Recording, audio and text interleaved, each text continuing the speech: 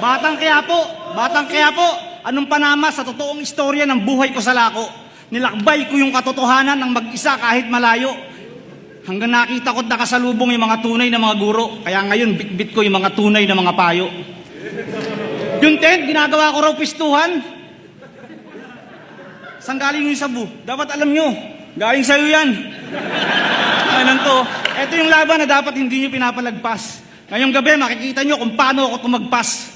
Makitid na kokote, laban sa malawak na pangunawa. Mababaw na pag-iisip, laban sa malalalim kong talata. Ito na yung oras mo, wala ka ng pagkakataong lumaya. Ako'y natutong pumatay pero di pinag-aralan ng maawa. Flip top game? Wala nang marami pang atake. Reka na tayo sa patutunguhan. Wala nang pero dahil, okay nang inan to. Wala nang marami pang paandar. Reka na tayo sa mangyayari. Wala nang sorry dahil alam niyang matagal nang ubos ang pasensya ko mga pare.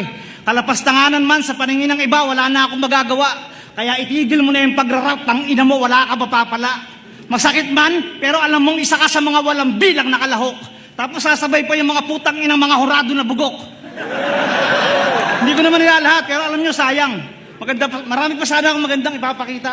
Sa sobrang paraya, di ko na malayang nawala na rin yung gana. Pero ewan ko, tignan natin, malay natin bumalik. Pero yung mga gaya mong walang bilang sa talampakan ko humalik. Ano, masakit ba? Kasi yan ang totoo. Pati ako natatakot na pag ako na nagseryoso.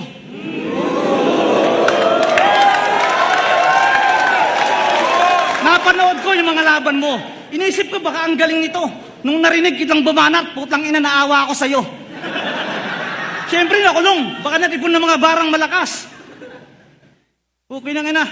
Baka nag-ipon ka ng mga barang malakas. Putang ina, siguro nahangin na yung utak sana hindi ka na lang lumabas. Tapos ano yung pinagkakalat mo? Ikaw yung tupak ng Pinas? Tupak ng Pinas? Tanginan to, kapal na mukha, oh. Baka tulak na ungas. Anong piling mo tarantado? Lahat kaya mong ululin? Bago ka bumangga sa mas matibay, matuto ka munang alamin. Anong akala mo sa akin, gago? Hindi mo ko kayang gibain. Tumanda ka na ng ganyan, magdamo lang yung kaya mong gawin.